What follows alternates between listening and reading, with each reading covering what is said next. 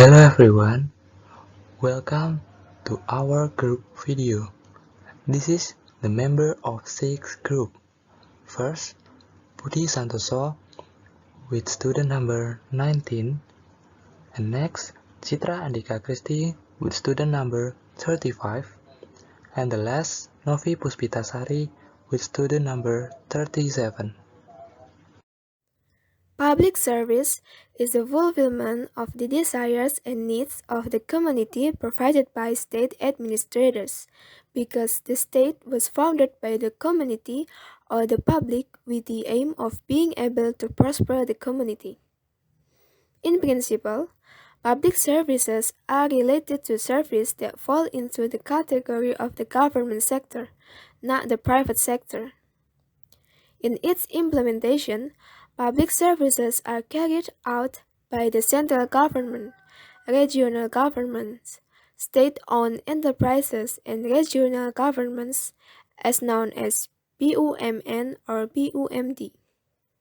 The existence of the nature of services that have a public connotation, which means that for the benefit of the people or the whole community. The service provided by the government in providing public goods is different from that of the private sector. On the other hand, the government in providing public goods must consider the existing conditions of the community, so that in providing these services, the government can free up tariffs for the community. There are also goods whose position is between public goods and private goods, so that the providers are also semi-public and semi-private institutions such as BUMN or BUMD. Its characteristic is that this institution has two different goals. On the one hand, the duty is to serve the wider community, but on the other hand, the government may set prices that are set by the government themselves so that they can be affordable by the community. For example, institutions such as PT Kereta Api Indonesia, PT Telkom, PT Pos Indonesia, PT PLN, PT Pelni, and etc.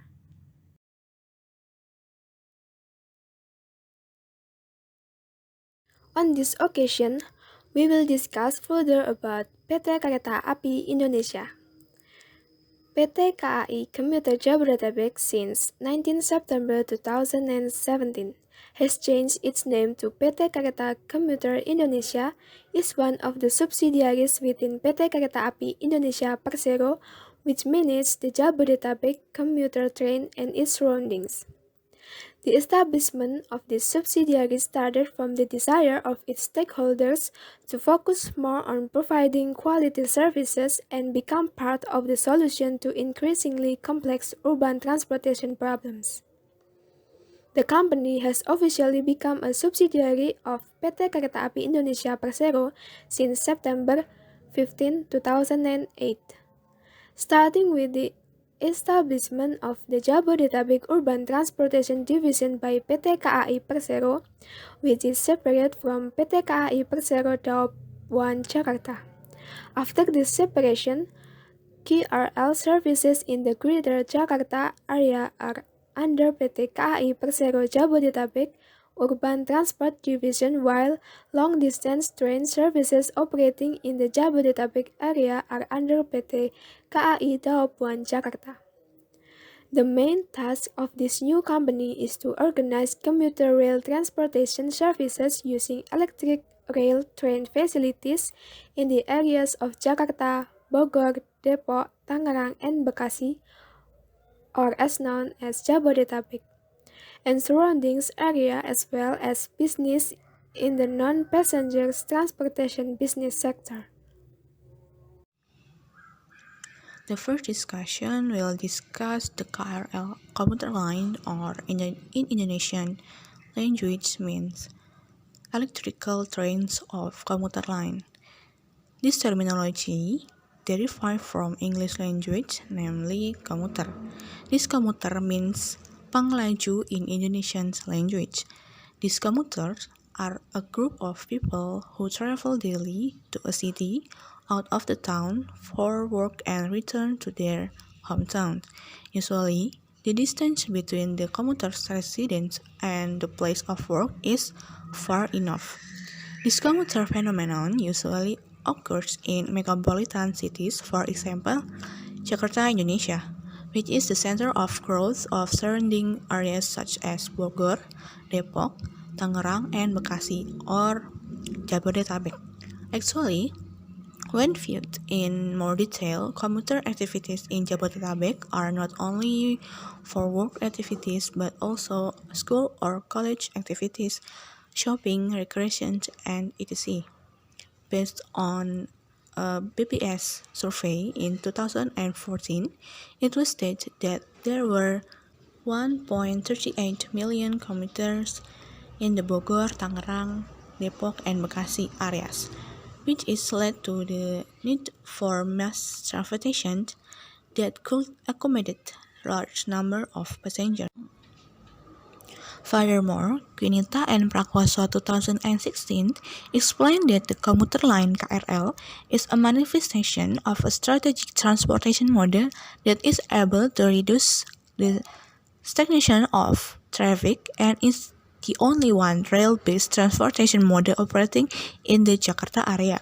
So, specifically, the role of the commuter line KRL includes the first, mass transportation for commuters; the second, one of the transportation that reduce the level of stagnation traffic; and the third, mobility of people in Jakarta or Jabodetabek area.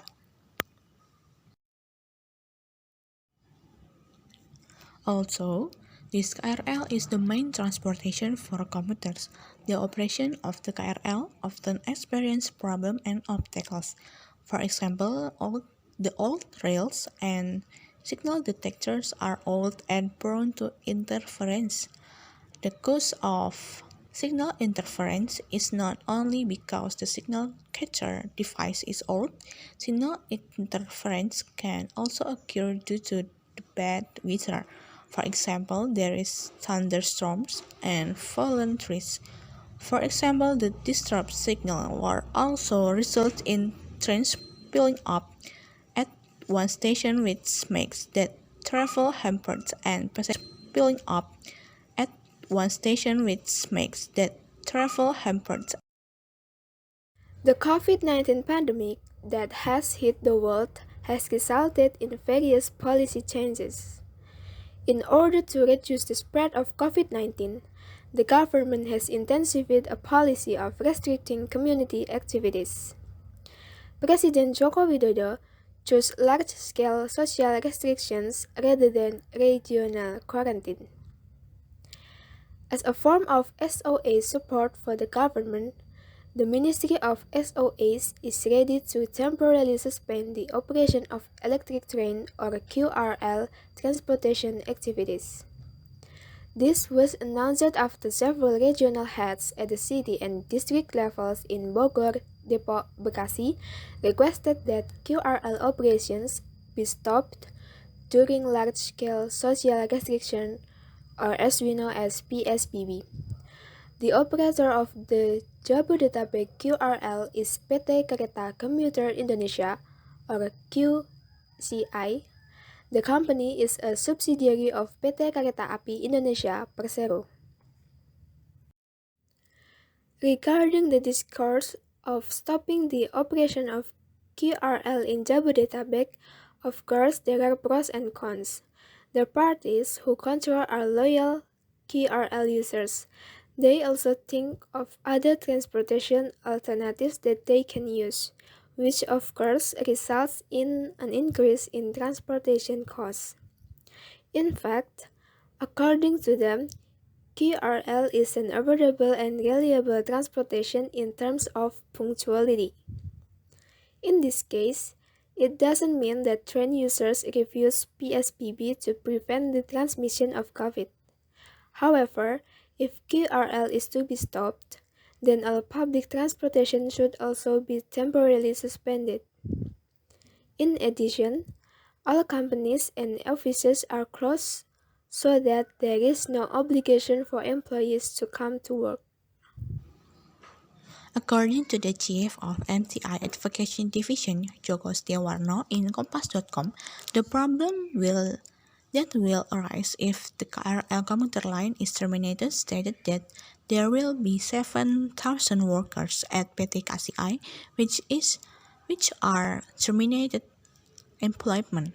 Meanwhile, there will be serve congestion in the city of Jakarta because all the workers use their own vehicles, and also economic activity in Jakarta is also disrupted if the KRL must be terminated without any problem arising. The government must also provide an alternative to the KRL. This is a very difficult, of course, considering the government must provide mass transportation that can accommodate by many passengers. With various complaints from the public using QRL, perhaps the government can implement a more equitable policy. That is by continuing to run QRL operations but with certain requirements.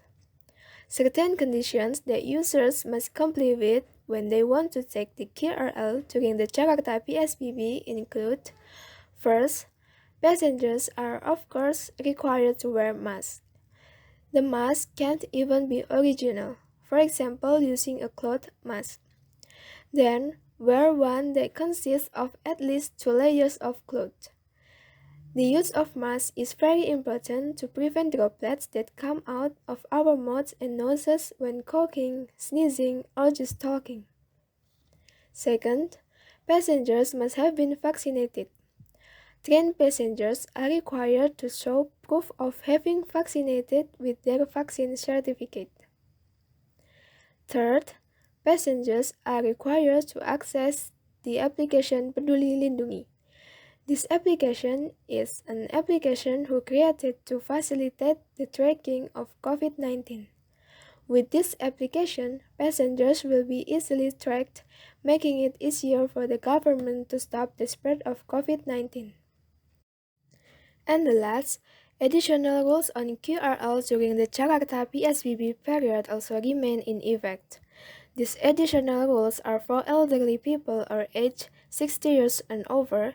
Every day, they can only use KRL outside peak hours, which is 10 to 14. Meanwhile, children under 5 are still prohibited from taking the KRL. This rule is important to always follow for the health of all.